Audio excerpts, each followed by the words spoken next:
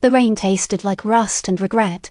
Another night in this city, another layer of crime on my soul. Lila Monroe had summoned me back to Crestwood Gates, her voice a strained whisper on the telephone. "It's about Arthur," she said, the words laced with a peculiar blend of fear and something else I couldn't quite place. The driveway felt longer than I remembered, each crunch of the Packard's tires a hammer blow against the silence. Crestwood Mansion loomed, a monstrous silhouette against the bruised twilight sky. Lilies, a suffocating blanket of scent, permeated the air.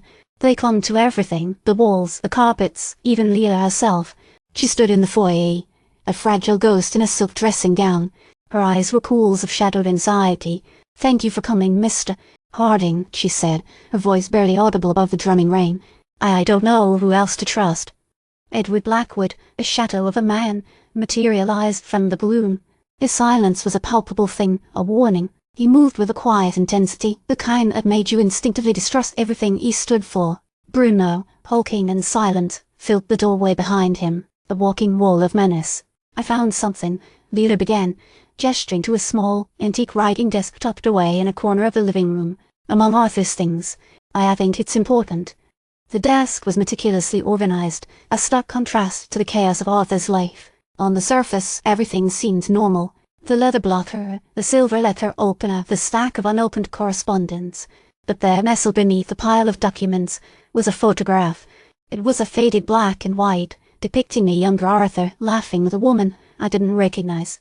The woman was striking, with dark, intelligent eyes and a cascade of raven hair. There was a vibrancy about her, a spark that seemed to have been extinguished long ago. Written on the back, in Arthur's familiar script, were 2 words not hers. "Who is she?" I asked, my voice a low rumble. Lila hesitated, her gaze darkening to Blackwood. "I don't know," she finally said, her voice barely a whisper. "Arthur never spoke of her. He kept so much from me." Blackwood cleared his throat. "The information is irrelevant, Mr. Harding. A youthful indiscretion. Nothing more. Everything is relevant when someone ends up dead." I countered, my eyes fixed on the photograph. Arthur Monroe wasn't just some innocent businessman, Mrs. Monroe. He was involved in something dangerous, and you know more than you've let on. Lila's hand trembled as she reached for a silver bell on the desk. "I need some air," she stammered, her face pale. "Please, Mr. Harding, just go." But I wasn't leaving. Not yet. I needed to understand what Arthur was involved in, who this woman was, and what those 2 words, not hers, meant. I turned my attention to the desk itself. I ran my fingers over the surface, searching for any clue that might shed light on Arthur's secrets. My hand brushed against something hidden beneath the leather blotter. It was a small, intricately carved wooden box. I opened it. Inside, nestled on a bed of velvet, was an amulet, a heavy, ancient thing, fashioned from some unknown metal and adorned with hieroglyphs. "What is that?" Lila asked, her voice filled with a nervous tremor. "I don't know," I said, carefully lifting the amulet, "but it feels significant." As I examined the hieroglyphs, a chilling realization struck me. I'd seen these symbols before. They were identical to the ones etched onto the locket Lila had given me, the locket that contained a message from my own father. My father, who had died under mysterious circumstances years ago. My father, who had been a colleague of Arthur Monroe. The pieces began to fall into place, forming a disturbing mosaic of betrayal and deceit.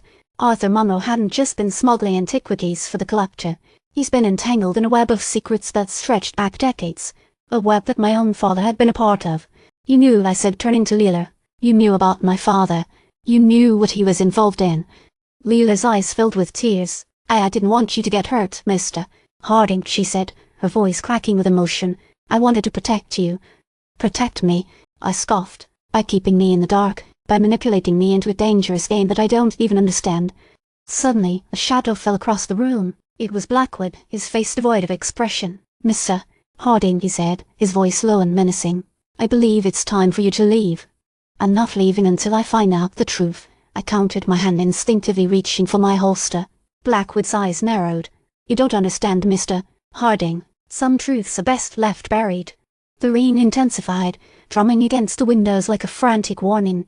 The lilies suffocated the air, and I knew with a chilling certainty that I was wading into something far more dangerous than I could have ever imagined.